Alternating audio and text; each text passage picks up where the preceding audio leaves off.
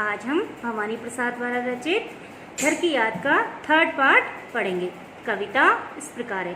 अब देखिए, पिताजी ने कहा होगा, हाय कितना सहा होगा, कहाँ मैं रोता कहाँ हूँ, धीर मैं खोता कहाँ हूँ। अब कवि किसके लिए कह रहा है? अपने पिताजी के लिए। धीर खोना अर्थात धीरज ना रखना, हौसला ना रखना। अब देखिए, कवि कहता है, जब माता ने उन्हें भवानी के वियोग में न रोने के लिए समझाया होगा तो पिताजी ने माँ से यह कहा होगा, नहीं मैं रो नहीं रहा हूँ, ना ही धैर्य खो रहा हूँ। वो मन ही मन अपने आप को समझा रहे हैं और अपनी पत्नी से ऐसा बोल रहे हैं, अर्थात कवि की माँ से बोल रहे हैं कि नहीं मैं नहीं रो रहा हूँ, ना अपना धैर्य खो रहा हूँ। ऐसा कहकर वे अपने दुख को मन ही मन में पी गए होंगे। अर्थात ऐसे जब उनकी माँ ने उन्हें समझाया होगा और कवि ने ऐसा कहा होगा कि मैं रो नहीं रहा हूँ, मैं अपना धैर्य नहीं खो रहा हूँ, तो ऐसे शब्द कह के वो अपने मन को, अपने दुख को मन ही मन पी गए होंगे। अर्थात अपने मन में ही अपना दुख छुपा लिया होगा। अब देखिए काव्य सौंदर्य। पिता का यह संवाद अत्यंत मर्म स्पर्शी है। संवाद शैली और प्रश्न शैली के कारण यह कथन प्रभावी बन पड़ा है।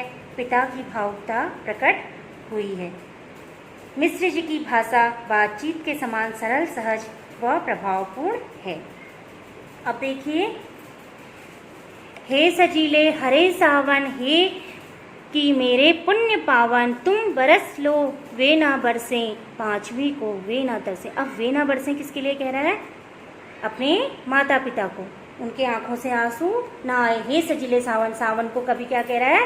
सजीले सावन, तुम जितना बरसना है बरस लो, परंतु मेरी याद में, अर्थात मैं पांचवें पुत्र की याद में, मेरे माता पिता अर्थात मेरे परिवार वाले ना बरसें।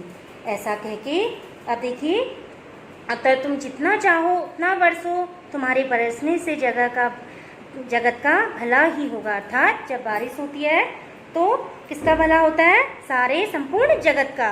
परंतु ऐसा ना हो कि तुम्हें बरसता देखकर पांचवें पुत्र की याद में पिताजी की आंखों में आंसू बरसने लगे। अतः इस ढंग से बरसना कि पिताजी को मेरी याद ना आए। ऐसा किससे कह रहा है?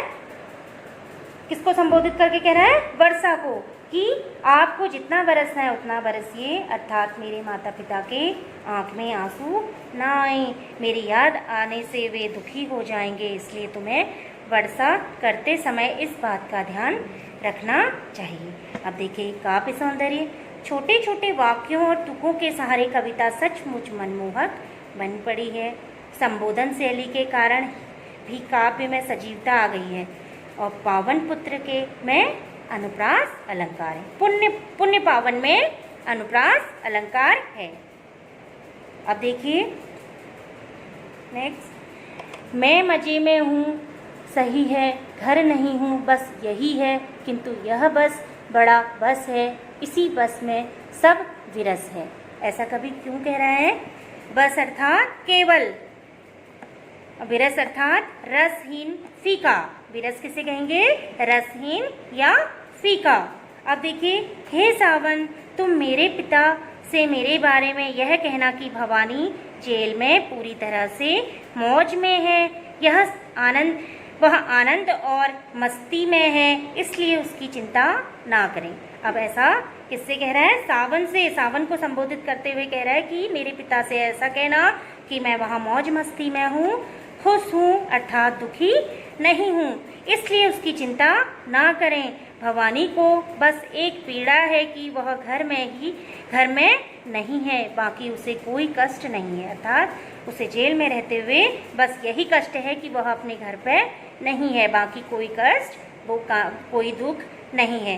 कवि फिर खुद को ही संबोधित करके कहता है, मैं कहने को तो घर के वियोग को बस कह रहा हूँ। अर्थात वह अपने आप को संबोधित करके कह रहा है कि मैं कहने को तो घर के वियोग को बस कह रहा हूँ।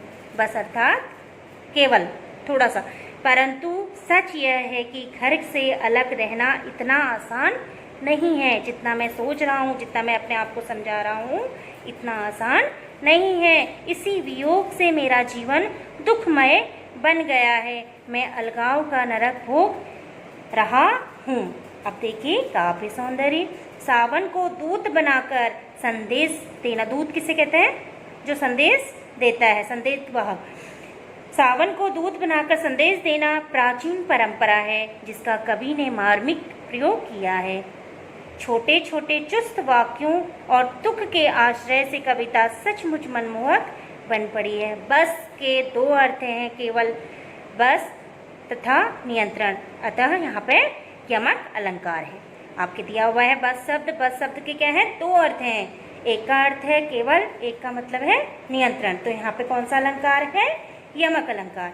अनुप्रास अलंकार का अनुरंजनकारी प्रयोग हुआ है। आप देखिए, उसे यह ना कहना उन्हें देते धीर रहना, उन्हें कहना लिख रहा हूँ, उन्हें कहना पढ़ रहा हूँ, काम करता हूँ कि कहना, नाम करता हूँ कि कहना, चाहते हैं लोग कहना, मत करो कुछ शोक कहना। अब कभी किससे कह रहा है? अपने परिवार वालों के से, किसके द्वारा कह रहा है? सावन से कह रहा है कि ऐसा संदेश तुम मेरे परिवार में पहुँचाना। धीर अर्थात हौसला, तसल्ली, शोक अर्थात दुख। अब देखिए, हे सावन तुम मेरे पिता के सामने ये निराशजनक बातें मत कहना। निराशजनक अर्थात वह निराश हो रहा है ना, कहाँ पे? कारावास में। तो वो कह रहा है कि इतने निराश भरी, जितना मैं निराश हो रहा हूँ, जो मेरे मन में ख्याल आ रहे हैं उन सबको वहाँ मत कहना, अर्थात मेरे परिवार में मत कहना। उन्हें हर प्रकार से धीरज बांधना। उन्हें तो यही कहना कि तुम्हारा पुत्र भवानी जेल में रहकर खूब पढ़ लिख रहा है, वह पढ़ने लिखने में मस्त है। हे सावन पिताजी से यह कहना कि भवानी जेल में रहकर खूब काम करता है, वह अपने गौरवशाली कामों और व्यवहार से आपका नाम ऊंचा कर रहा है। उन्हें यह कहना कि जेल में सब लोग उसे बहुत चाहते हैं, इसलिए तुम उसके लिए किसी प्रकार का शोक मत करना। ऐसा किससे कह रहा है? सावन से। किसको संबोधित करके कह रहा है? सावन को। अर्थात अब देखिए काव्य सौंदर्य, कवि को अपने पिता के दुख की बहुत चिंता है, अर्थात वह अपने पिता को बहुत ज़्यादा प्यार करता है, पिता भी उसे बहुत ज़्यादा प्यार करते हैं, तो उसे अपने घर पे ना रहने की बहुत चिंता है कि मेरे पिताजी मेरे को ना देख के बहुत चिंतित होंगे। उसके पिता बहुत भावुक, संवेदनशील और स्नेही हैं। पारिवारिक स्नेह की दृष्टि से यह काव्यांश मार्मिक बन पड़ा है। सावन को संदेश वाहक बनाकर भेजने की प्राचीन काव्य परंपरा निर्वाह किया गया है। कहना की आवृत्ति मनमोहक बन पड़ी है। छोटे छोटे वाक्यों और तुकों के सहारे कविता सचमुच मनमोहक बन पड़ी है। आप देखिए, और कहना मस्त हूँ, मैं कातने में व्यस्त हूँ, मैं वजन तरसेर मेरा और भोजन ढेर मेरा, के कूदता हूँ खेलता हूँ, दुख डट कर ठेलता हूँ, और कहना मस्त हूँ मैं, यो ना कहना अस्त हूँ मैं। अब देखिए कवि क्या कहना चाह रहा है? डट कर रहना अर्थात पूरे मनोयोग में रह से हटाना, अस्त अर्थात निराश। अब देखिए, हे सावन तुम मेरे पिता के सामने यह कहना कि मैं जेल में रहकर बहुत मस्त हूँ, मैं गांधी जी के निर्देश पर चर्चा करता रहता हूँ, यहाँ रहकर मेरा वजन 70 से शेर हो गया है, मैं खूब खाता पीता हूँ, अर्थात मेरी अब 70 शेर होने से अपने तंदुरुस्ती, अर्थात मैं यहाँ पे स्वस्थ हूँ, मेरा वजन बढ़ रहा है, मैं यहाँ पे खा पी के स्वस्थ हूँ। हे सावन पिताजी से यह भी कहना कि भवानी जेल में खूब खेलता है, कूदता है, दुखों को अपने से दूर भगाता है, किसी प्रकार का क्लेश नज़दीक नहीं आने देता, जेल में सदा मस्त और निश्चिंत बना रहता है। कभी गलती से यह मत कह देना कि भवानी निराश और उदास रहता है, ऐसा कहने से वह और भी दुखी हो जाएगा। अब देखिए कवि काव्य सौंदर्य, कवि का अथाह पितृ प्रेम प्रकट हुआ है। इसमें अथाह अर्थात बहुत सारा, जिसकी कोई सीमा ही नहीं है। कवि का अथाह पितृ प्रेम प्रकट हुआ है, जेल में रहकर भी उन्हें पिता के भावुक मन का ख्याल है। पारिवारिक स्नेह की दृष्टि से यह काव्यांश अत्यंत मार्मिक बन पड़ा है। डट कर ठेलना, अस्त होना मुहावरों का प्रयोग मनोरम बना पड़ा है। एक पद की आवृत्ति से कविता में अनुरंजकता आ गई है। अब देखिए नेक्स्ट। हाय रे ऐसा ना कहना हे कि जो वैसा ना कहना, कह न देना जागता हूँ, आदमी से भागता हूँ, कह न देना मौन हूँ मैं, खुद को समझूं कौन हूँ मैं, देखना कुछ बक न देना, उन्हें कोई शक न देना, हे सजीले हरे सावन, है कि मेरे पुण्य पावन, तुम बरस लो वे ना बरसे, पांचवे को वे ना तरसे। अब देखें कवि क्या कहना चाह रहा है। कवि अपने हे सावन, सावन को संबोधित करते हुए सावधान रहना, हे सावन सावधान रहना, तुम कहीं मेरी वास्तविक स्थिति का बयान न कर देना। वास्तविक स्थिति क्या है कि वह कारावास में रहकर बहुत दुखी है, वह खाता पीता नहीं है, वो लोगों के बीच में नहीं बैठता है। क्यों? क्योंकि वह अपने परिवार को क्या करता है, दिन रात याद कर करके रोता है। मेरे पिता के सामने मेरे दुख को ना कहना, यह मत कह देना कि मुझे नींद नहीं आती और मैं निरंतर जागता रहता हूँ और मुझे आदमियों को देखकर भय होता है। अर्थात जहाँ पे भीड़ होती है, लोग होते हैं, उनको देखकर मुझे भय होता है, मैं हमेशा खोया खोया और अकेला रहता हूँ।